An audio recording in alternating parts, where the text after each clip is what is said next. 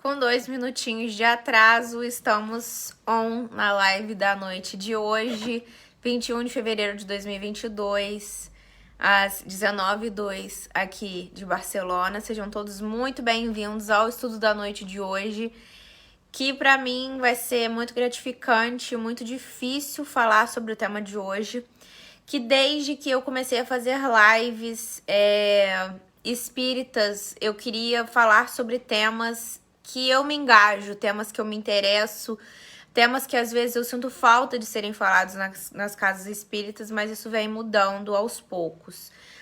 E hoje, depois de vários temas assim atuais que a gente já trouxe aqui, falando sobre o desarmamento, falando sobre as desigualdades das riquezas, falando sobre sustentabilidade, a gente vai falar de uma pauta que me interessa, que eu me engajo, que faz parte do meu dia a dia, faz parte dos meus valores, faz parte daquilo que eu acredito como pessoa, como mulher.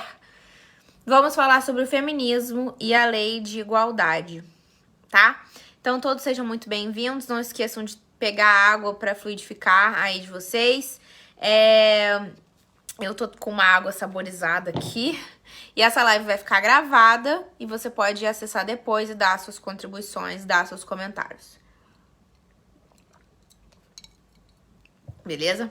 Então vamos lá. Por que eu quis fazer essa live? Bom, eu já queria ter feito ela há um tempo atrás, mas no dia 24 de fevereiro, ou seja, na quinta-feira desta semana, vai completar de 90 anos que o voto feminino foi liberado no Brasil. Liberado, né? Porque antes a gente não tinha esse direito. Esse direito foi conquistado durante o governo de Getúlio Vargas. Então foi dia 24 de fevereiro de 1932. E a gente sabe que a história do feminismo, ela se deu de acordo com as revoltas que foram surgindo em vários pontos do planeta e ainda surgem, pedindo uma igualdade entre os sexos. Como as pessoas acham, não existe isso da mulher estar acima do homem, não existe isso de que os direitos são iguais e a gente quer massacrar. Não, a gente vai conversar um pouco mais pra frente sobre o que o feminismo quer, já que a gente escuta tanto sobre o feminismo, mas a gente às vezes não entende o que é o feminismo. Só que o curioso é que esse direito das mulheres foi adquirido no governo de Getúlio Vargas, no dia 24 de fevereiro de 1932, se os maridos autorizassem, ou seja, a lei foi criada para proteger um direito até então inexistente, mas só poderiam votar as mulheres que tivessem a aprovação dos seus maridos. E eu acho que se não tivessem maridos, provavelmente o pai ou responsável por elas na época. E isso, gente, a gente tá falando de 1932, né? 90 anos atrás, foi praticamente ontem. Então, é isso. Chega a ser tragicômico, né? E vamos conceituar um pouquinho, então, já que a gente vai entrar agora no que é o feminismo, conceitos que rodeiam o feminismo, que seria o machismo estrutural, a sociedade patriarcal, o que é o sexismo, enfim. O machismo estrutural são comportamentos que nós, homens e mulheres, reproduzimos, opiniões, atitudes que nós temos, baseadas na recusa de uma igualdade de direitos e deveres justa do sexo feminino. Então, homens podem ser machistas, apesar de que eu acredito que não existem homens feministas, existem homens que apoiam a causa, mas existem homens machistas e existem mulheres machistas, porque isso está perpetuado, já está entranhado na estrutura da sociedade, como ela se compõe, como ela está criada, como ela existe em sua totalidade. Então, isso vai desde, por exemplo, achar que a mulher pediu para ser abusada por conta da roupa que ela estava usando, falas assim básicas, por exemplo, que as mulheres devem ganhar menos porque elas engravidam, e isso a gente ouviu de políticos no Brasil, pra gente ver o tamanho absurdo. Ou pensamentos retrógrados de outras sociedades que dizem que as mulheres não precisam estudar, que elas têm que ficar em casa, que elas têm que cuidar da casa, cuidar do marido, cuidar das crianças, enfim. São ideias que são perpetuadas e a gente nem se dá conta, a gente nem se questiona, porque é tudo muito automático. E isso tem mudado agora, principalmente na sociedade atual, contemporânea que a gente está inserido. Boa noite, Kedirinha, seja bem-vinda. Então, o machismo, ele faz parte dessa estrutura. Porque veio de uma sociedade patriarcal, que a gente sabe, né? A sociedade patriarcal é aquela que a família é dominada por homens, ou seja, tem uma estrutura de poder, uma estrutura hierárquica, na qual os homens sempre tiveram domínio sobre as mulheres, né? E isso foi perpetuado durante séculos. Isso não é uma coisa que existe desde agora, isso é uma coisa que sempre existiu. Que a mulher está subordinada e condicionada a desempenhar certos papéis, como a gente comentou antes, né? O homem era o chefe da casa, então a mulher ficava em casa, a mulher ficava trabalhando, trabalhando no lar, né? Que não deixa de ser um trabalho. Então a mulher ficava em casa, cuidando dos filhos, o homem construiu a carreira, né? O homem que decidiu com o que a mulher pode gastar ou não, né? A mulher está sempre vinculada ao sustento, ao dinheiro do homem. Enfim, leis e deveres baseados nos desejos dos homens que as mulheres têm que atender. O sexismo é o ato de reduzir alguém baseado no seu sexo e ou orientação sexual, né? Então, vocês estão vendo como que tá tudo interligado? O machismo estrutural, a sociedade patriarcal, o sexismo... A misoginia, que é o ódio e a aversão às mulheres. E aí a gente vê muitos movimentos hoje em dia, infelizmente, de homens destilando ódio às mulheres, porque as mulheres estão se indignando com essa estrutura que a gente vê, e aí os homens não aceitam. Os homens querem que as mulheres sejam a bonequinha que responde, que faz, e nós não somos, nós somos seres pensantes, né? Então, tem esse ódio e aversão à mulher, e tanto que a gente já entende as leis hoje em dia no Brasil, por exemplo, em outros lugares do mundo, as leis de feminicídio, que são crimes perpetuados contra as mulheres unicamente por causa do sexo delas. E o feminismo vem como uma boia para salvar, ser uma luz no fim do túnel, de acordo com esses 4 pontos que a gente falou. Então, não é porque, eu vou tirar o sutiã na rua, eu vou me libertar o meu corpo. Não, gente, muitas pessoas, elas reduzem o feminismo num pensamento muito pequeno, em atitudes muito pequenas, ao invés da gente conceituar muito mais do que... Conceituar mais a fundo, igual a gente falou. Porque a sociedade, ela tá muito dividida. O feminismo não é o contrário do machismo, não é uma dualidade esquerda-direita. O feminismo, ele tá aqui para dar a chance da mulher, pelo menos, competir com o homem, como a gente falou, né? Então, é a luta por igualdade de direitos e não uma tentativa de sobrepor esses direitos, entende? É uma luta de igualdade de direitos, não sobrepor os direitos do homem. Como prega o próprio machismo. Então, o feminismo não é o contrário do machismo. O contrário do machismo é o femismo, né? Que seria o ódio aos homens. Então, graças a esse condicionamento patriarcal, a esse pensamento machista que a gente tem, as mulheres, elas foram sendo moldadas, fomos sendo colocadas, nós, em caixas. Por exemplo, as caixas do gênero. As pessoas não entendem muito bem questões femininas básicas, né? Questões de que uma mulher na prisão, ela precisa de ter um absorvente, ela não tem. Homens não pensam nisso, porque a estrutura patriarcal não pensa que a mulher menstrua, é um fator biológico, né? Então a gente vai sendo colocada nas caixas do gênero, de que certos papéis têm que ser desempenhados por mulheres. Nas questões de sexualidade, que a mulher, ela pode e deve ter uma sexualidade plural, de que existem mulheres lésbicas, existem mulheres bissexuais, que elas não são assim por falta de homem, como muitas pessoas pensam, né? As caixas do padrão de beleza, do que é aceitável, principalmente as mulheres magras, as mulheres brancas, as mulheres que não têm nenhum tipo de deficiência física, enfim, desde pequenas coisas, né? O fato de usar sutiã, maquiagem, coisas que a gente foi aprendendo desde cedo e de alguma forma estivemos condicionadas a não expor o nosso corpo, né? Aqui na Espanha é muito curioso porque as mulheres fazem topless e assim, nenhum homem tá olhando. Assim, é totalmente natural. Porque o mamilo da mulher é natural. A mulher amamenta na rua. Tem gente que ainda acha isso um absurdo, né? A da cor da pele, como a gente falou, que a gente vai falar também um pouco sobre o feminismo negro, apesar desse não ser o meu local de fala, mas a gente tem várias vertentes dentro de um feminismo. E eu, como uma mulher branca, sei que eu tenho milhares de direitos, nos quais uma mulher negra não tem.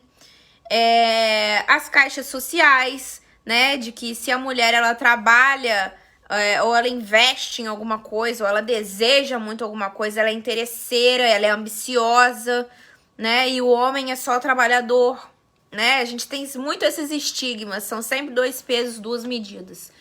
Então, determinadas coisas são esperadas de nós por sermos mulheres, justamente por causa dessas nossas características puramente sexuais. E um detalhe, aqui a gente tá falando para pessoas que entendem uma mulher cis, né? Ou seja, uma mulher que nasceu com o sexo biológico feminino, mas a gente sabe que a mulher é uma construção social, como a gente vai falar aqui mais pra frente da Simone de Beauvoir, que eu não sei pronunciar esse nome dela. Então, falando sobre essa questão de incluir as mulheres trans aqui nesse debate, que a gente tem que incluir, a gente vai falar um pouco sobre o que é a identidade de gênero, tá? O que é orientação sexual, o que é o sexo biológico. Muitas pessoas ficam perdidas, muitas pessoas acham que isso não tem que ser debatido, que isso é contra os valores morais da família. Mas a gente vê muitas famílias de comercial de margarina que acham que são perfeitas e não respeitam a diversidade, ou tem certos tipos de desejo que as pessoas condenam, que são naturais, que são normais, né? Então, aqui tem um desenho muito didático. E aqui eu tentei simplificar ao máximo, tá, gente? Tem mais conceitos, mas esse não é o tema da nossa live de hoje. Então, eu só queria explicar um pouco. O sexo biológico é como você nasceu, né? Nós temos o sexo masculino, o feminino e o intersexual, ou seja, pessoas que transitaram entre esses 2 sexos, tá? Ou seja, você tem uma vagina ou você tem um pênis. A orientação sexual é porque você sente atração. Você pode ser hétero, ou seja, eu sou uma mulher hétero, eu sou casada com um homem, né? Você pode ser bissexual quando você se relaciona com os 2 sexos. Você pode ser pansexual quando você se relaciona com os 2 sexos, independente do sexo biológico, tá? Você pode se relacionar com um homem trans ou com uma mulher trans, que a gente vai falar ali mais pra frente. Ou você pode se relacionar também com pessoas agênero, pessoas que não se identificam com nenhum sexo, tá? Você pode ser assexual quando você tem um relacionamento romântico com alguém, que pode ser tanto hétero como bi, como homo, mas você não se interessa pela parte sexual em si, ou seja, você tem um relacionamento romântico, você pode casar, você pode até ter filhos, se isso é esperado de você, mas você não se interessa pela atividade sexual, tá? Você pode passar a vida inteira sem fazer sexo, que você não se importa. E tem um homossexual, que é quando ele gosta das pessoas do mesmo sexo. Então, aqui é a atração romântica. Aqui são as suas partes fisiológicas, como se a gente diz? Da medicina, de um lado científico falando. E aqui é a identidade de gênero, que é como você se enxerga, como você se sente, como você se projeta para o mundo, tá? E aqui você pode se identificar como sendo um homem, uma mulher ou um transgênero. Ou seja, Um homem trans é aquele homem que nasceu com o sexo biológico feminino, que nasceu uma mulher, mas a mulher não se enxerga como mulher, e aí ela parte para essa transição. Seja, pode ser com a cirurgia, ou pelo seu modo de vestir, ou enfim, com hormônios, aí isso é de cada indivíduo. O que a gente tem que trazer aqui é o respeito, porque como a gente sabe, existem pluralidade de corpos, pluralidade de identidades, pluralidade de sentimentos, e isso diz respeito a cada pessoa, isso é pessoal. Então aqui a gente não tem que fazer nenhum tipo de julgamento, né? Então, eu quis falar dessa parte dos transexuais e das transexuais, porque o Brasil é o país que mais mata pessoas trans no mundo. Isso é um dado estarrecedor. Em 2020, houveram 175 assassinatos de pessoas trans, o que equivale a uma morte a cada 2 dias. Gente, isso é um número muito alto. E eu trouxe todas as fontes linkadas aqui para mostrar para vocês. Se alguém quiser, eu compartilho esses dados, tá? Então, quem fez essa pesquisa foi a Associação Nacional de Travestis e Transsexuais do Brasil. Tem uma diferença entre a nomenclatura de travestis e transexuais. Eu acho que o travesti é um estigma e usado muitas vezes como um termo pejorativo, como a gente sabe. Pessoas que vivem na marginalidade. E aí, agora eles estão tentando ressignificar esse termo. Mas eu não posso dizer com propriedade, tá, gente?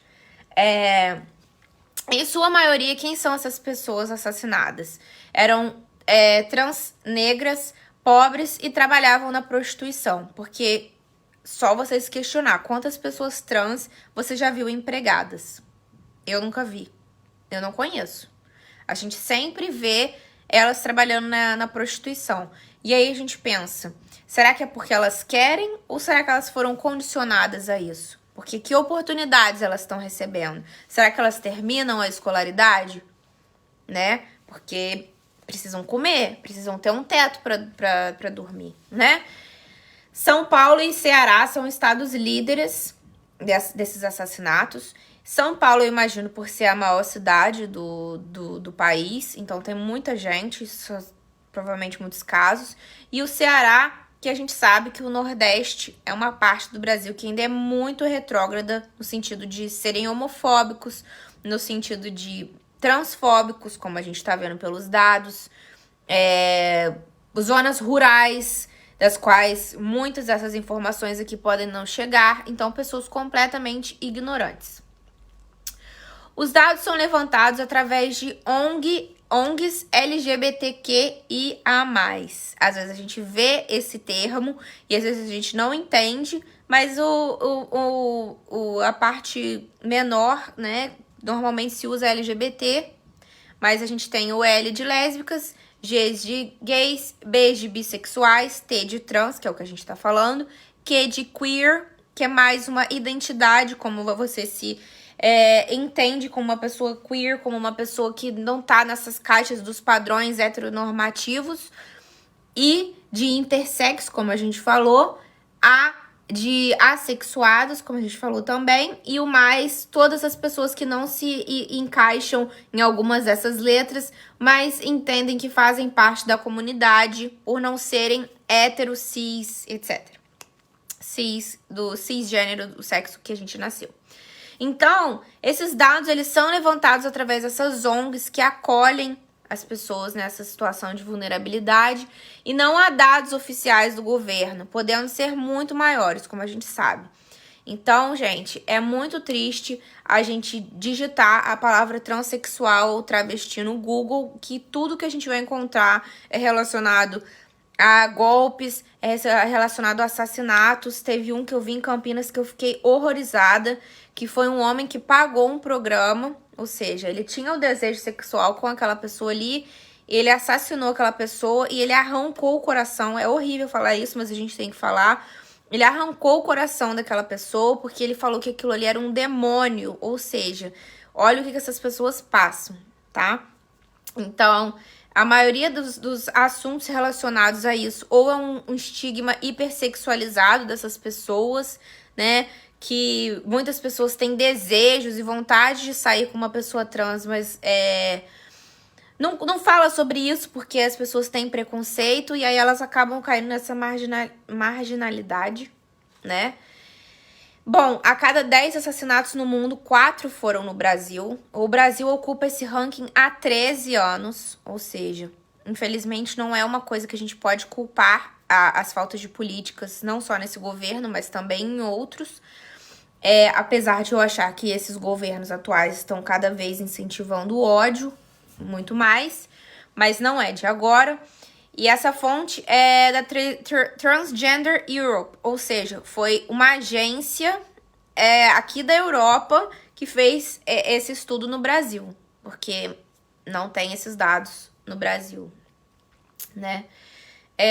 A expectativa de vida das mulheres trans no Brasil é de 35 anos de idade, equiparada a números da Idade Média, porque geralmente ou elas são assassinadas, ou elas estão muito mais expostas à violência, ou muitas delas recorrem ao tráfico se elas não quiserem se prostituir, né?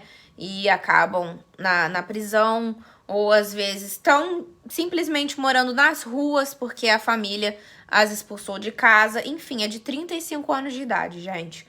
Quem aponta isso é a Marina Ganzaroli, a presidente da Comissão da Diversidade Sexual e de Gênero da OAB de São Paulo. E aí a última matéria é essa desse homem que cometeu esse assassinato. Então, gente, não se nasce uma mulher, se torna uma mulher. Porque a gente vai entendendo os conceitos. Aqui a gente tá falando muito de conceitos letrados, né? Mas a gente vai entender o que é uma mulher na pele. A gente vai entender o que é uma gravidez depois que a gente passar por aquilo. A gente vai entender o que é uma violência obstetrícia depois que a gente passar por aquilo. A gente vai entender o que é um assédio na rua, porque o homem não assedia o homem, tá? A gente vê que os homens respeitam os homens, mas eles fazem o que eles querem com as mulheres nas ruas. Aqui em Barcelona eu fico muito assustada, porque na praia eles não... Assim, ninguém mexe com você, tá? Se você faz o topless, como eu já vi várias mulheres fazendo, eles não olham, não assediam, não acontece nada. Mas eu já vi muitas pessoas aqui, a gente andando na rua, ou assim, ou com roupa de academia, coisa que não acontecia na Polônia, tá? Com roupa de academia ou com uma roupa normal mesmo, mexendo com você, fazendo fio-fio, falando palavrão, enfim, isso aqui acontece muito. Então, a gente só sabe o que é mulher quando a gente vai crescendo e entendendo esses conceitos. E aí, como a gente se torna uma mulher? Eu trouxe um vídeo aqui, bem fácil de entender, eu acho que de 4 minutos, pra gente falar um pouquinho mais sobre o que é ser mulher.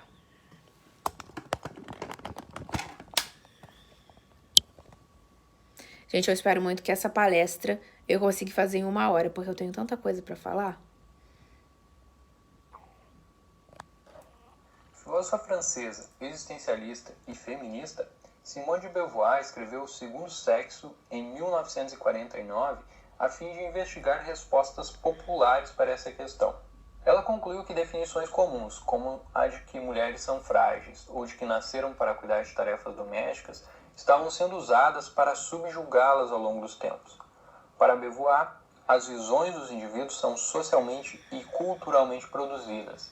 Não se nasce com elas, mas se aprende através da socialização.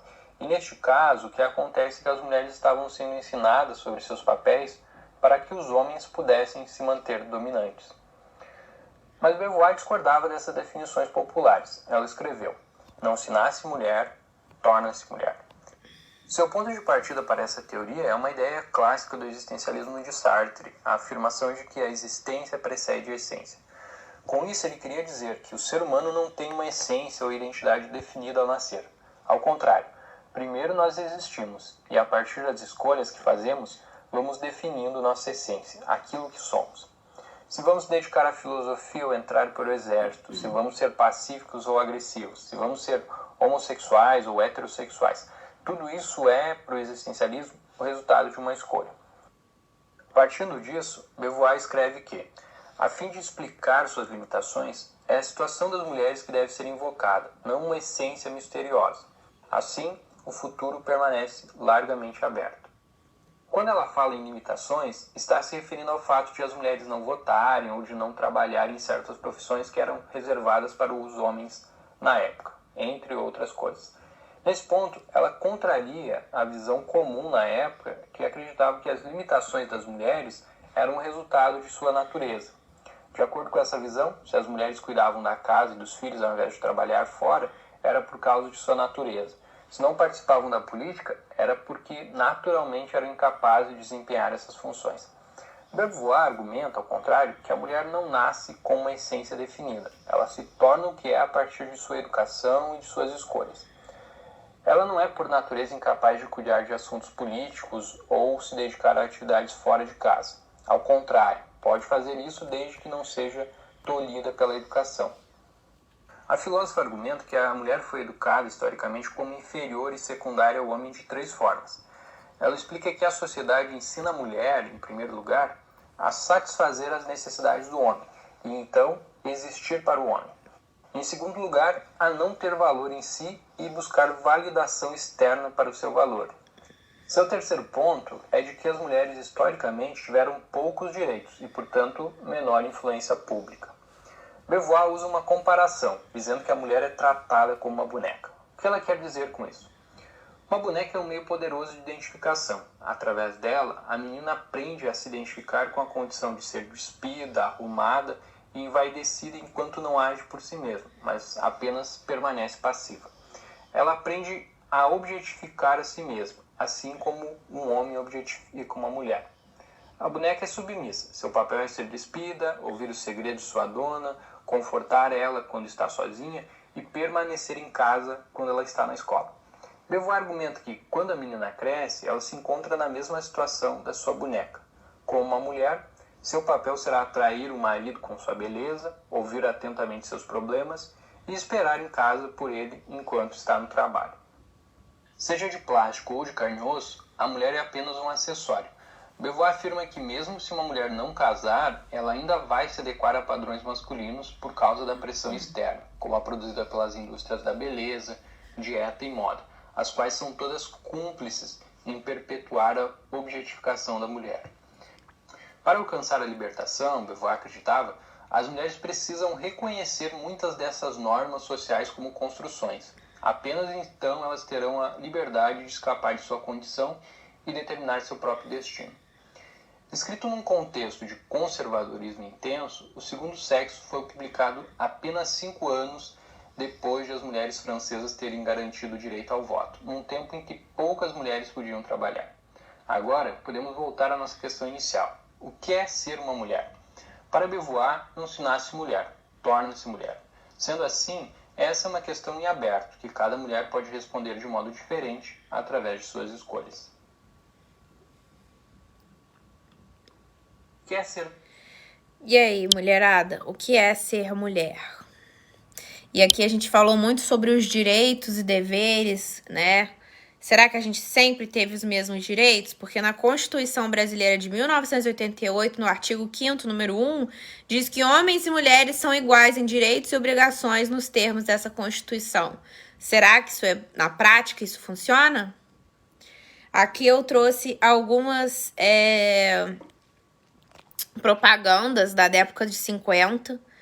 O cara tá falando, don't worry, darling, you didn't burn the beer. Ou seja, não se preocupe, querida, você não queimou a cerveja. Ou seja, a mulher servindo ao homem a comida, né?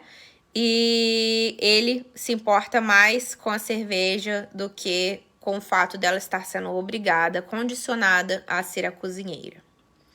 Aqui quer dizer que uma mulher consegue abrir, ou seja, uma propaganda desse molho de tomate que eles fizeram uma rosquinha aqui e era mais fácil. Ou seja, até uma mulher consegue abrir um molho de tomate. E aqui, keep her where she belongs, né? Deixe ela onde ela pertence, ou seja, aos pés do marido, né? E aqui eu trouxe todas em inglês pra gente ver, não é uma coisa exclusiva do Brasil. Não, o mundo todo, né, gente? Tratando a mulher desse jeito. E aqui, o fato da gente nascer mulher e tornar-se mulher, a gente fala sobre as escolhas que a mulher tem de querer alguma coisa. Por exemplo, se a mulher quer ser uma dona de casa, se o sonho dela é ser mãe, ter filhos, abdicar da carreira profissional, isso é ser uma mulher feminista. Porque ela decidiu aquilo ali pra ela. Agora, o que a gente tá falando aqui é quando você não tem a opção de escolha, quando você está condicionado a, quando você não tem seus sonhos, quando você não tem sua voz, quando você não tem o seu poder de decisão. Se a mulher ela não quer formar família, ela quer seguir a carreira na NASA, é o feminismo dela. E aí que a gente vê o desserviço de algumas mulheres quando falam que não precisam do feminismo. Como que não precisam, gente? Elas podem achar que não precisam, mas tudo isso aqui que a gente está falando hoje, isso foi conquistado por pessoas gerações atrás, queimando sutiã em fábrica, porque queria salários igualitários, que até hoje a gente não tem. E isso que a gente nem chegou lá nos países do Oriente Médio, pra gente falar. Que fica pior ainda.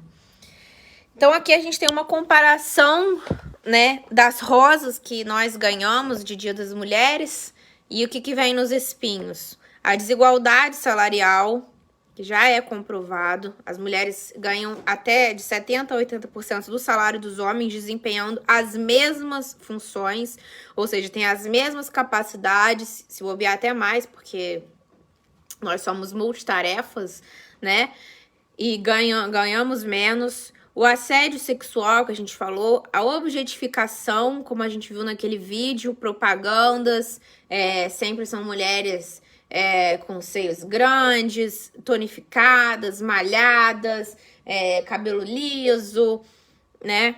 A objetificação da mulher, se a gente for ver as músicas hoje em dia, quando são os homens que lançam as mulheres, né, nos vídeos dançando, eles são os pegadores, mas se são as próprias mulheres cantando os vídeos, o que elas são? Aquelas palavras com a letra P, que a gente não pode falar aqui na live, porque é uma live espírita.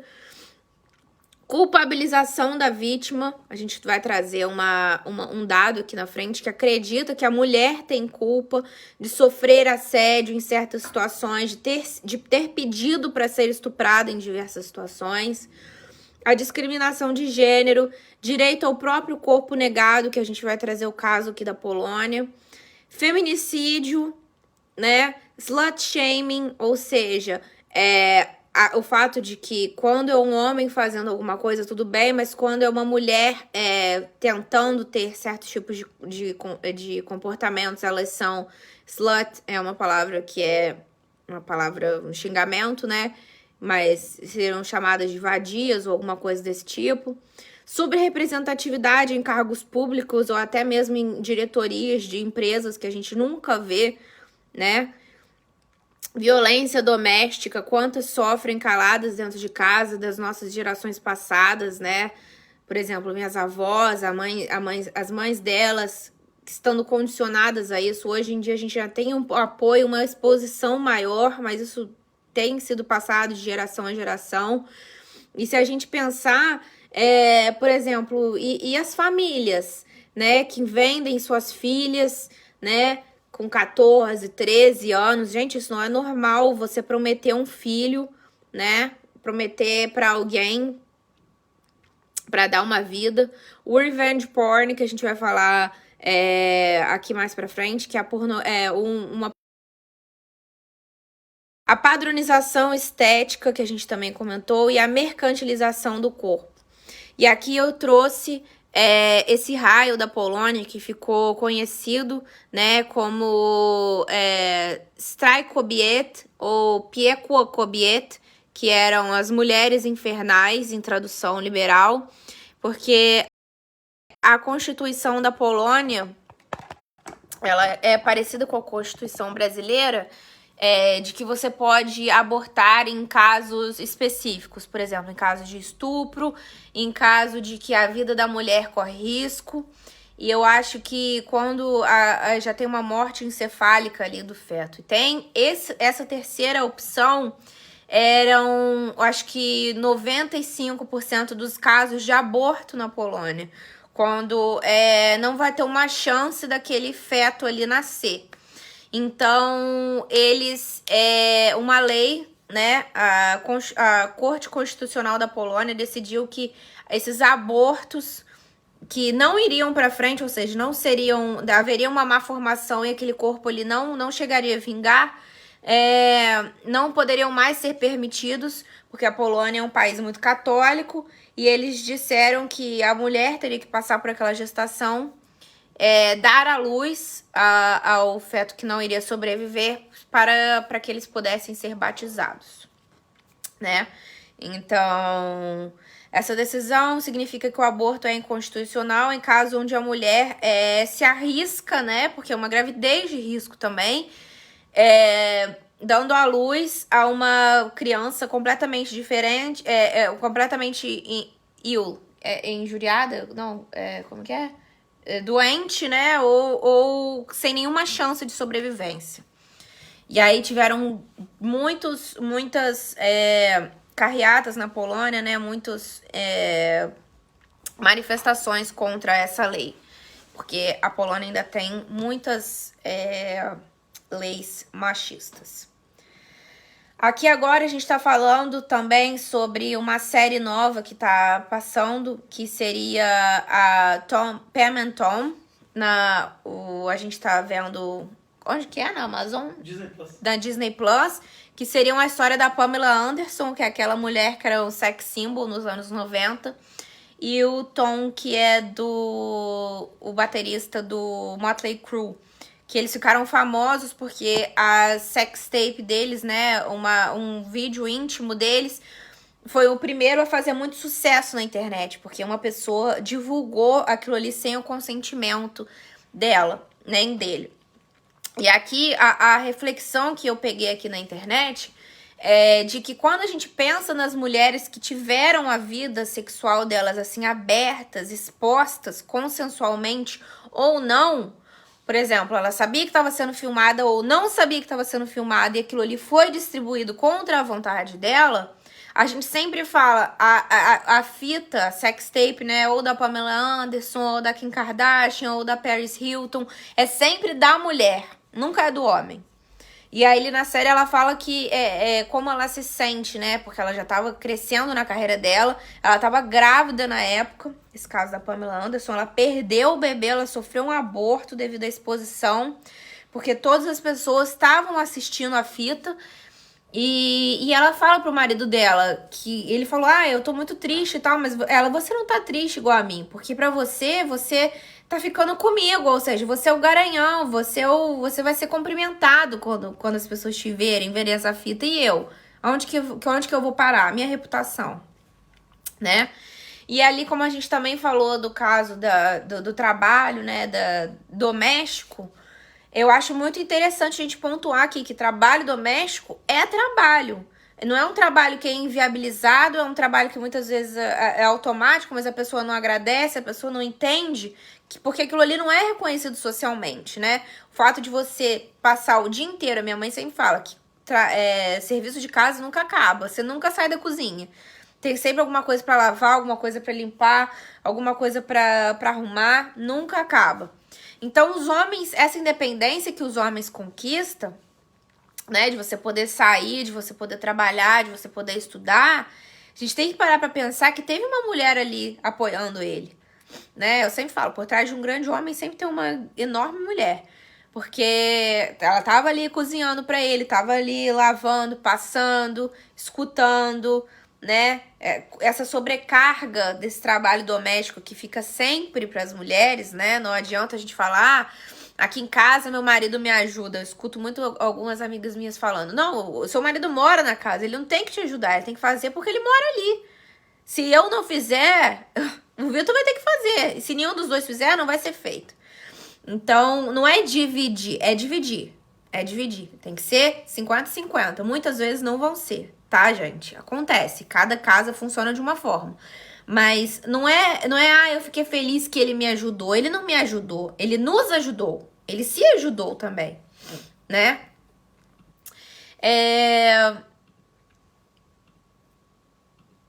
Eu preciso entrar na parte espírita, mas eu tenho mais algumas coisas para falar aqui brevemente. A gente falou brevemente sobre a cultura do estupro e teve uma pesquisa do Fórum Nacional de Segurança Pública que mostra que 65% da população feminina tem medo de que 65% da população brasileira, ou seja, homens e mulheres, têm medo de sofrer violência sexual. Ou seja, os homens também têm medo de sofrer violência sexual, porque a gente vai confiar em homem? Eu não confio em homem. Entre as mulheres, o percentual sobe para 85%, né? Então, os homens, esses homens têm 46% medo de sofrer, as mulheres são 85%. Os homens que não sabem responder falaram 1%, as mulheres todas responderam, né? As mulheres têm mais medo de sofrer essa violência no Nordeste e no Norte, lá na casa de 90%, no Sudeste 84%, ou seja, tá distribuído no país todo, todas se sentem inseguras. E o levantamento perguntou se as pessoas concordam com a afirmação: mulheres que não se dão ao respeito são estupradas, o que sei lá o que isso quer dizer. Os homens falaram 42% que concordam, mulheres 32% que concordam, ou seja, existem homens e mulheres machistas. E no discordam 51% homens, 63% mulheres. Mas eu não entendi essa conta dos homens, porque 51 mais 42 não fecha. Mas então depois eu tenho que ver esse gráfico aqui, né? Apesar de não responderam, né? Pode ser que não responderam. Tem 1% do homem que não responderam. Apesar de 1% da população acreditar que o estupro é consequência do comportamento da vítima, 91% dos brasileiros acreditam que devemos ensinar meninos a não estuprar. Ou seja, você tem que ensinar a sua filha a se proteger. Mas por que as mulheres se protegem? Porque elas têm medo dos homens. E às vezes esses homens não foram educados. E aí a gente vai crescendo nessa bola de neve de uma sociedade que eles podem fazer o que eles bem entendem.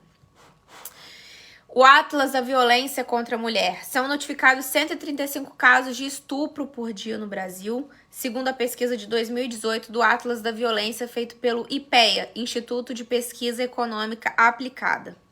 Tá? Mas devido à falta de políticas públicas, do encorajamento à mulher de denunciar, o medo de ser coagida pelo cônjuge, coerção dos cônjuges, né, retaliação, a falta de preparo da polícia, esses dados representam somente 10% dos números reais, ou seja, podem ser 10 vezes mais. E uma pesquisa da ActionAid de 2016 afirma que 86% das mulheres já foram assediadas em espaços urbanos. Assovios, olhares, xingamentos, comentários de cunho sexual. Eu conto os dias que eu saio que eu não sou assediada. E eu posso estar vestido de qualquer roupa, eu posso estar com maquiagem, sem maquiagem, com cabelo feio, com a cara tapada, que sempre acontece. A gente digita, essa aqui eu vou ter que mostrar pra vocês, a gente digita o nome mulher no Google, 3 notícias em seguida. Homem atira em mulher com bebê no colo em Londrina, homem atira na ex-mulher. Mulher é baleada perto do bar no Recife, companheiro é preso. Homem morre, mulher fica ferida na tentativa de feminicídio em Nossa Senhora da Glória. Então, gente, não são casos isolados. Infelizmente, não são exceções, acontece. E a gente não tem o apoio de políticas públicas, a gente não tem esse debate na mídia, né? Então a gente tem que fazer esse boca a boca. Trouxe aqui os piores países do mundo para ser mulher, pesquisa da Thomson Reuters Foundation. Epidemias de casos de estupro, casamentos arranjados, inclusivos infantis, violência, ataques de ácido contra as mulheres, né? Falta de acesso à saúde, de políticas públicas, discriminação e tráfico humano. Ou seja, eles levaram em conta todos esses pontos. Pior, Índia, seguido do Afeganistão, Síria, Somália, Países assim que tem muita mutilação genital das mulheres, que as mulheres não podem, é proibido sentir prazer nesses países. Arábia Saudita, Paquistão, Congo, Iêmen, Nigéria e, pasmem, Estados Unidos. Ou seja, tem muita coisa pra gente falar, muita informação pra gente pesquisar, muitos livros pra gente ler. E aqui eu trouxe 4 dicas de livros. A primeira é A Guerra Não Tem Rosto de Mulher. Peraí, que essa aqui ganhou o prêmio Nobel de Literatura. Ela é ucraniana, fala sobre como, se para os homens viver uma guerra é difícil, imagina para as mulheres que têm medo desses homens, o que pode acontecer com elas, porque os homens eles podem sofrer uma violência, mas a mulher vai sofrer um estupro antes de sofrer uma violência. Então, falando sobre como elas se viravam durante a Segunda Guerra Mundial, presos que menstruam, a realidade, que eu já falei aqui várias vezes desse livro, a realidade da mulher em situação carcerária. Olhos d'Água, da Conceição Evaristo, falando sobre casos de racismo. E Quem Tem Medo do Feminismo Negro, que é de Jamila Ribeiro, que é sempre referência nesse tema no Brasil. E a gente vai entrar na parte da religião. Eu sabia que não ia dar pra fazer 1 hora de palestra, porque tinha tanta coisa pra gente conceituar. O que é ser mulher, gente? Esse turbilhão de assuntos que a gente falou. O que é a religião, então, entra nesse ponto? Porque se a gente vê aqueles países ali também, do Oriente Médio, Afeganistão, Síria, Somália, eles são regulados pelo Torá, pelas leis... Eita, vizinho. Pelas leis baseadas na religião que oprimem a mulher. E isso não é exclusivo do cristianismo na Bíblia, né? Não tá exclusivo na Gênesis capítulo 2, 20 a 23. Essa sim é osso dos meus ossos e carne da minha carne. Ou seja, a gente é uma parte do homem. Daí que o homem já tirou que a gente é uma propriedade exclusiva deles, né? Gênesis 3,16. O seu desejo será para o teu marido e ele te governará, né? Quem pecou foi Eva, não foi Adão. Adão foi ludibriado por Eva para comer a maçã. A parte que ele come a maçã também ninguém se importa. Mas foram expulsos do paraíso por causa de quem? Por causa da Eva, né? Coríntios 14, 34, 35. Se desejam instruir-se sobre algum ponto, perguntem aos maridos da casa. Não é conveniente que a mulher fale nas assembleias. Ou seja, a mulher sofrendo opressão, né, essa discriminação desde quando, né? E o mesmo a gente vê em outras religiões, gente. Isso não é exclusivo do cristianismo. Judaísmo, islamismo, os testemunhos de Jeová, as mulheres não têm o mesmo tratamento em nenhuma esfera. Só porque somos mulheres. E o que Jesus veio nos ensinar? Que naquela época a mulher tinha tanta representatividade quanto um escravo e uma criança. Ou seja, eles já eram lá o baixo da pirâmide. Porque ficavam letrados os sacerdotes e tinham poder os governantes. Como muita coisa ainda não mudou, né? Porque hoje em dia as pessoas ainda usam a religião como massa de manobra. Mas a mulher não tinha representatividade. A mulher era uma escrava, né? Tinha tanta representatividade quanto um escravo, uma mulher livre, aqui dizendo, né? Então, muitas mulheres do evangelho, que foi escrito por homens, né? Porque Jesus teve muitas discípulas mulheres, mas a gente sabe, Mateus, Lucas, João, Pedro e, enfim, muitas são anônimas, não tiveram suas histórias contadas, né? E quantas versões a igreja também deve ter alterado aí ao longo dos séculos. A gente sabe da mulher adúltera, né? Atire a primeira pedra, aqueles que estivessem em pecado.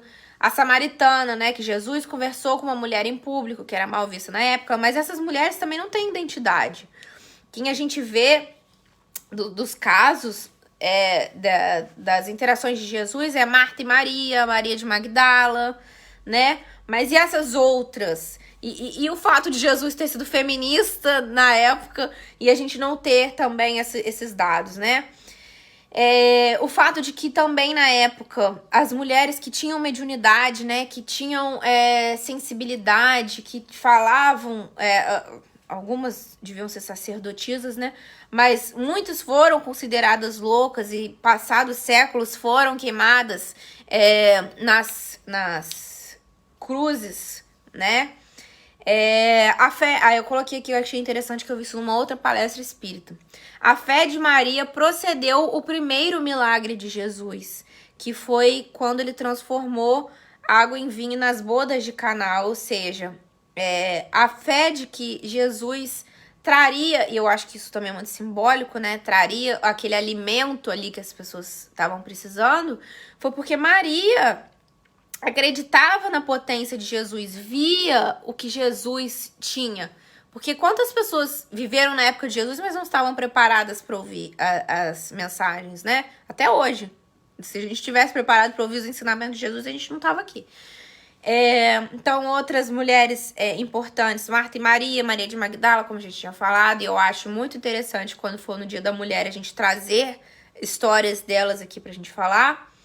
E aqui a gente falar das seguidoras que são anônimas, né? Que Jesus convidava elas, né? Falava com elas, tocava o coração delas, trazia acalanto, né? Consolo.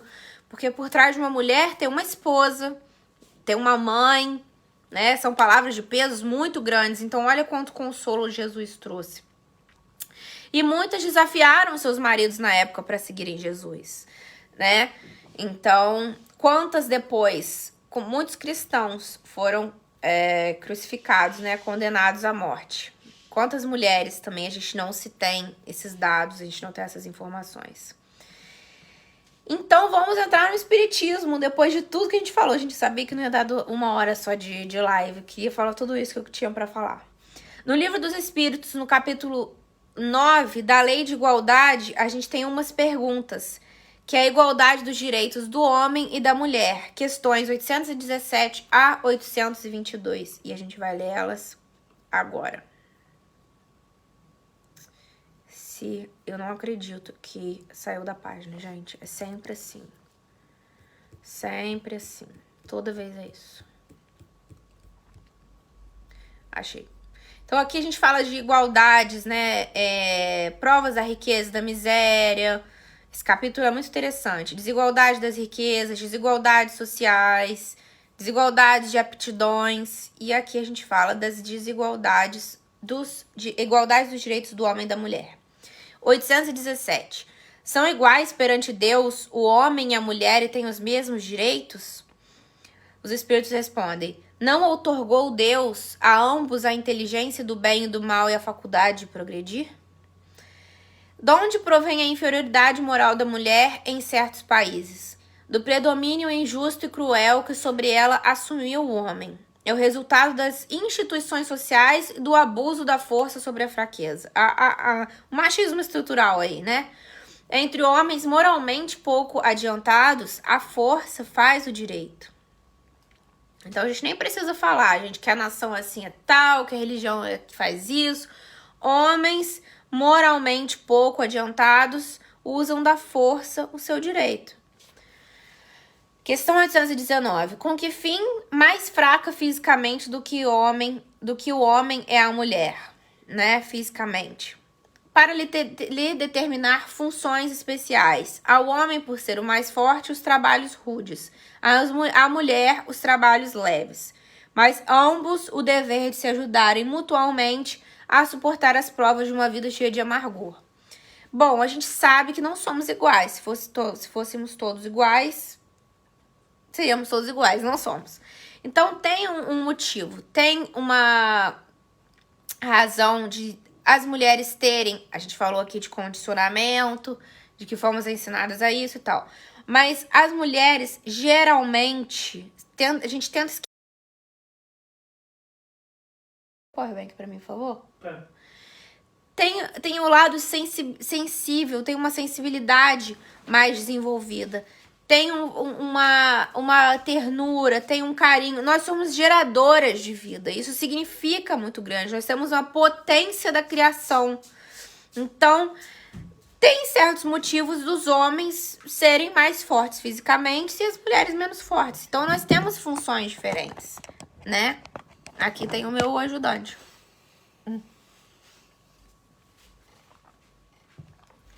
E aí fala... Mas aí o homem não ia se apoderar dessa fraqueza, ou seja, a fraqueza física da mulher não a coloca naturalmente sob a dependência do homem? Deus A um Deus deu a força para protegerem o fraco e não para o escravizarem. Então, quando a gente vê uma situação de que a pessoa é mais fraca, né, moralmente, fisicamente, emocionalmente, de estudo, a gente vai usar desse benefício contra aquela pessoa. A gente vai usar, vai fazer aquela pessoa de massa de manobra, a gente vai explorar aquela pessoa. E aqui tá escrito que Deus deu essa força, e a gente entende essa força como a gente quiser, mas aqui a gente tá falando da força física, para proteger o fraco e não para o escravizar. É para ser justamente o contrário. Deus apropriou a organização de cada ser as funções que lhe cumpre desempenhar. Tendo dado à mulher menos força física, deu-lhe ao mesmo tempo maior sensibilidade, como eu falei aqui agora, em relação com a delicadeza das funções maternais e com a fraqueza dos seres confiados aos seus cuidados. Então, gente, isso aqui a gente também tem que pensar que isso é muito atual para a época, porque esse livro foi psicografado em 1800 e alguma coisa. E nessa época a gente não tinha metade dos direitos sociais das mulheres que a gente tinha hoje, né? As funções que a mulher é destinada pela natureza terão importância tão grande quanto as deferidas ao homem? A resposta: sim, maior até. É a ela quem lhe dá as primeiras noções de vida, porque nós somos as geradoras, nós temos essa potência criadora, né? Sendo iguais perante as leis de Deus, devem os homens ser iguais também perante as leis humanas? O princípio de justiça é este: não façais aos outros o que não quereríeis que vos fizessem. Então, o espiritismo é feminista, ponto final. Se a gente é igual à lei de Deus, devem os homens ser iguais também perante as leis humanas? Sim, não façar aos outros o que não queria que vos fizessem. Assim sendo, uma legislação, para ser perfeitamente justa, deve consagrar a igualdade dos direitos do homem e da mulher. Dos direitos, sim. Então, aqui a gente está falando do feminismo, dos direitos da mulher e do homem. Das funções, não. Como a gente falou, das funções diferentes. Preciso é que cada um esteja no lugar que lhe compete. Ocupe-se do exterior do homem, do exterior o homem e do interior a mulher, cada um de acordo com a sua aptidão. A lei humana, para ser equitativa, deve consagrar a igualdade dos direitos do homem e da mulher. Todo privilégio a um ou outro concedido é contrário à justiça. Machismo é contrário à justiça, gente. A emancipação da mulher acompanha o progresso da civilização, ou seja, esses direitos vão sendo conquistados à medida que a gente vai evoluindo espiritualmente. Sua escravização marcha de par com a barbárie. Os sexos, além disso, só existem na organização física, visto que os espíritos podem encarnar num em outro, sob este aspecto nenhuma diferença há entre eles. Devem, por conseguinte, gozar dos mesmos direitos. Ou seja, a gente sabe que a gente não tem as mesmas funções, porque somos pessoas diferentes, com aptidões diferentes, e com o sexo não seria diferente. Mas se não estivéssemos condicionadas a passar por todas essas situações, como a gente viu do machismo estrutural, que potências seriam as mulheres, né? Quais outras funções poderíamos desempenhar? Podem não ser as mesmas funções dos homens, que ele falou aqui, temos funções diferentes. Mas onde poderíamos estar hoje? Devido à nossa sensibilidade, devido ao fato... Gente, eu sempre falo, essa palestra que tá sendo difícil pra mim, porque eu não queria julgar os homens, mas eu falo, não tem nada que um homem possa fazer que uma mulher não faça melhor. Porque a gente é cobrado o tempo todo, né? Os padrões, como a gente viu, para as mulheres são muito mais altos. Então não tem nada que um homem faça que a mulher não faça direito. E isso pra mim é até um desafio. Quando eu peço pro meu marido aqui em casa fazer alguma coisa, eu falo, gente, ele já não vai fazer do jeito que eu quero. Então, é um desafio. Porque as funções são diferentes. Então a gente tem que aprender a coexistir com as qualidades do homem e as qualidades da mulher. E pedir, implorar aos homens, lutar para que os homens deixem que essa potência criadora, transformadora, exorbitante que nós somos apareça.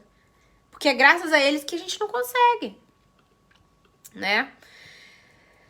Bom, a gente tá a caminho de encerrar, mas a gente vai bater aqui de novo, né? Nessas considerações, falando que nós viemos homens ou mulheres de acordo com as nossas necessidades evolutivas e ajustes espirituais.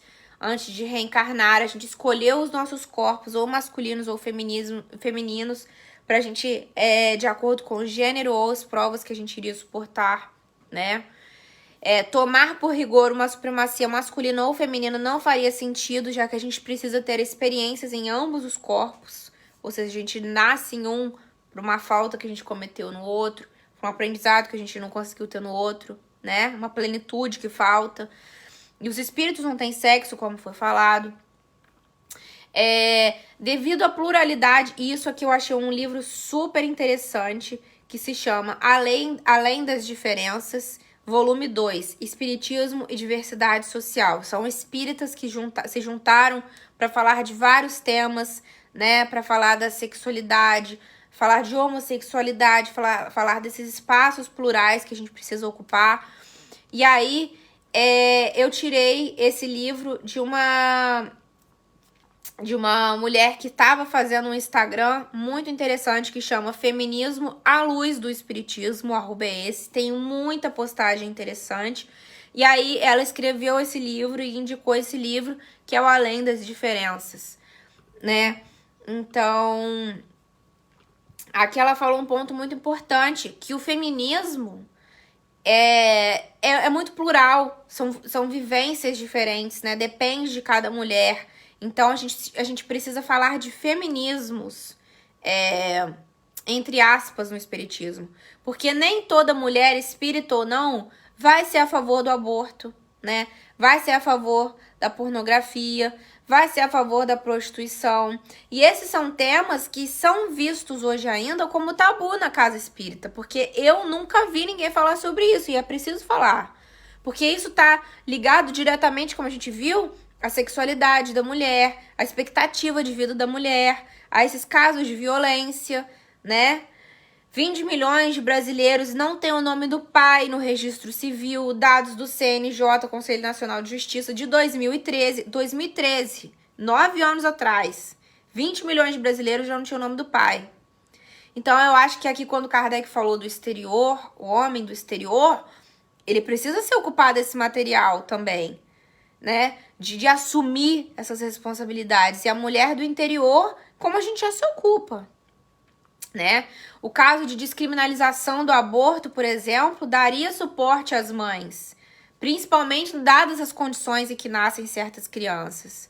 Você não está sendo a favor do aborto, você está sendo a favor de ter um debate para que ele seja descriminalizado em certas situações, como a gente falou, como aquele caso da Polônia, né? E o espiritismo, o ponto aqui que ela fecha, que eu achei muito interessante, é pautado pela lei de amor e caridade. Então, a gente deve buscar esse diálogo, né?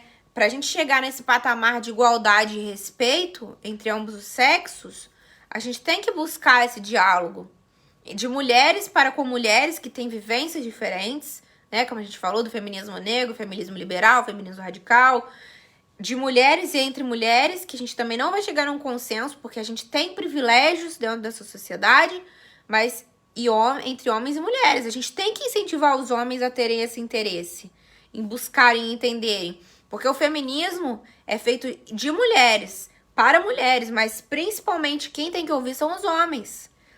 Eles não têm que fazer parte da causa, porque eles não vivem nada disso aqui que a gente falou. Mas eles têm que entender e apoiar. Eles não fazem parte, foi o que eu falei, não existe homem feminista no meu ver. Mas eles têm que entender, eles têm que apoiar, eles têm que passar pra frente. Porque a gente vai ver se o homem é feminista ou não na rodinha de amigo deles, que compartilha um vídeo não autorizado, que faz certos tipos de comentário, como trata a mãe, como trata a irmã, como trata a esposa. Aí que a gente vê, né? E a gente também tem o livro O Consolador de Emmanuel, que saiu da página, gente. E aqui, eu vou fechar essa live hoje com um desafio, porque eu tentei entender o que Emmanuel quis dizer, tá? A gente tem esse livro, então, O Consolador, e tem a seguinte pergunta lá. Como interpretar o movimento feminista na atualidade da civilização? E isso foi escrito na década de 80, 70.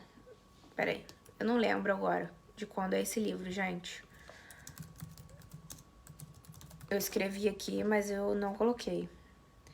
1941, década de 40. Tanto que minha mãe me fez pensar que o contexto que ele foi escrito foi durante uma Segunda Guerra Mundial. Então tá lá. Como interpretar o movimento feminista na atualidade da civilização?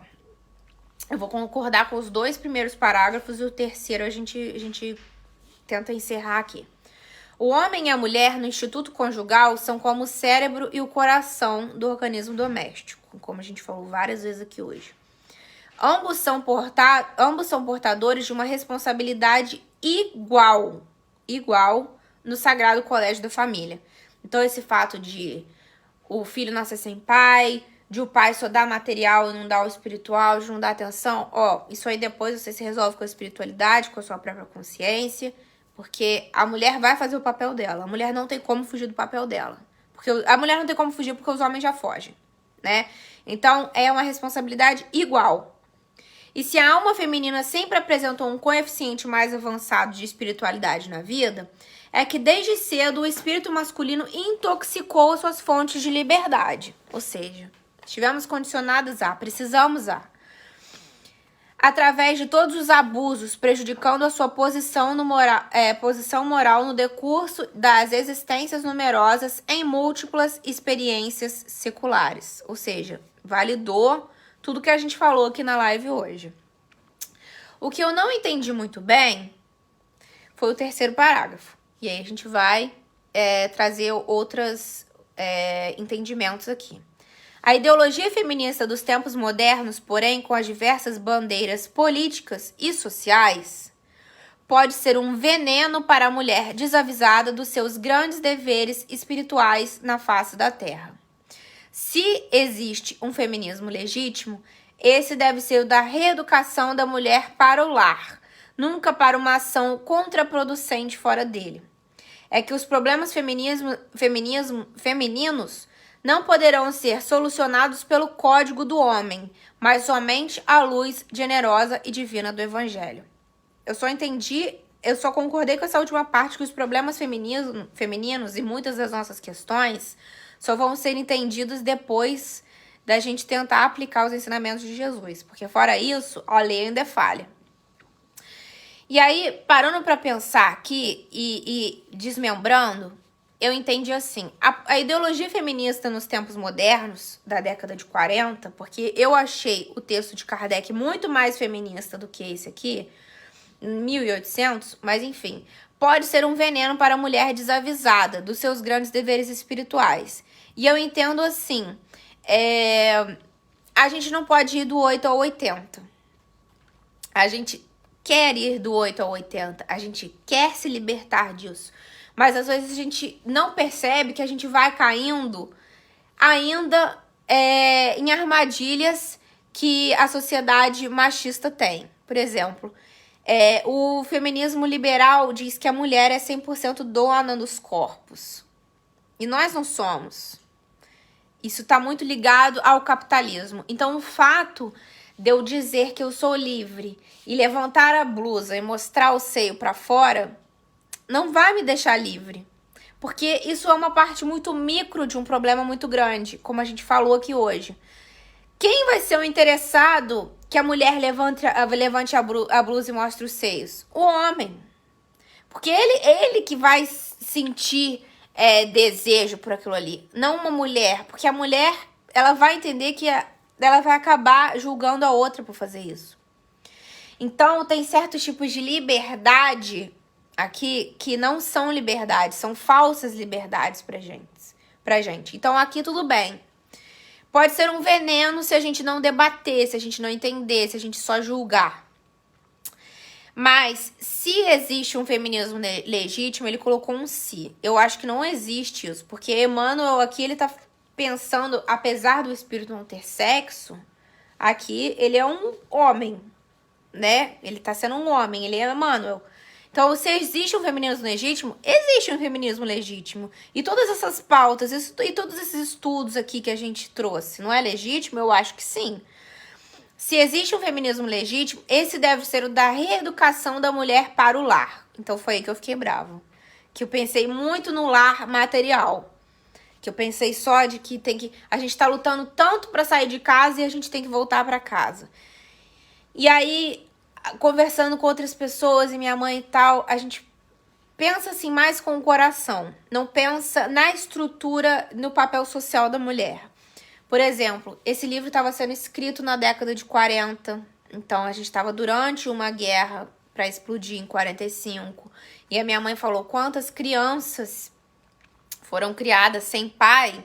E ser criado sem pai já é ruim. Agora, imagina você ser criado sem a sua mãe, né? Quantas crianças passaram, assim, pra frente quando a mulher não tá perto, né? Porque isso já é horrível. Você ser criado sem um pai é horrível, mas você ser criado sem uma mãe, gente, deve ser pior ainda. Pai, desculpa se você tá assistindo essa live. Porque a gente entende que o homem, ele está fora de casa, ele está trabalhando. Ele foi caçar quando a mulher estava se ocupando do artesanato nas cavernas. Então, o homem, a gente já tá acostumado com essa ausência dele fora de casa. Então, eu acho que o lar aqui é muito pessoal. O lar aqui é a parte emocional que falta pra gente se reconectar, né? Então, essa última parte aqui eu queria trazer como uma reflexão pra vocês do que Emmanuel disse. A gente já passou 15 minutos da nossa hora. E aí, eu fiquei um pouco chateada com essa fala, mas depois eu encontrei outra frase dele, que eu acho que deve fechar. A diversidade estabelece a harmonia da natureza. Então, nós precisamos cooperar. Nós precisamos uns dos outros. Nós precisamos que os homens se engajem para a gente se libertar. E eles precisam de nós, porque nós somos a faz tudo. Nós somos o braço direito deles. Então, tem que ser uma simbiose, né? Tem que estar em harmonia. E a diversidade, essa é a beleza da vida. Então, gente, passei 15 minutos. Tem muito material aqui que eu deixei salvo. O que vocês quiserem, pergunte aí nos comentários que eu compartilho com vocês. Vou encerrar a live de hoje fazendo uma prece e agradecendo a toda a inspiração que recebi hoje, toda a participação e contribuição de vocês. A minha mãe falou que os assuntos são difíceis, porém necessários para o esclarecimento e crescimento de todos nós, com certeza. Espero que hoje nós já tenhamos saído dessa live com um pensamento diferente, com novas percepções e entendimentos, né?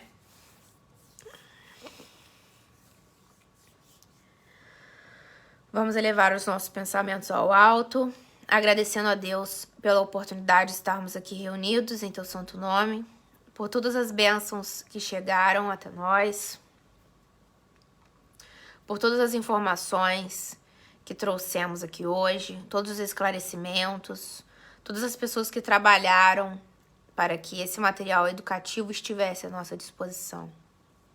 Te pedimos, Senhor, que abençoe todos os lares aqui representados, de todas as pessoas que estiveram aqui conosco e também aquelas que por algum motivo não puderam fazer parte da live de hoje. Te agradecemos, Senhor, pela oportunidade de estarmos vivos, de colocarmos em prática os nossos projetos, os nossos planos com os quais nos comprometemos no mundo espiritual. Que saibamos aproveitar o nosso tempo enquanto há tempo. Obrigada, Senhor. Abençoe a nossa semana. Em seu nome dizemos graças a Deus. Então é isso, meus amigos e amigas. Agradeço a contribuição de todos. E não se esqueçam que quinta-feira a gente também tem live aqui com o papai. Vai falar do sono e dos sonhos. E todas as contribuições, sugestões de lives, informações que quiserem deixar, estamos aqui sempre lendo e interagindo, tá bom? Fiquem com Deus. Obrigada pela oportunidade de estar aqui falando sobre esse assunto que me interessa muito. E nos vemos na próxima segunda-feira.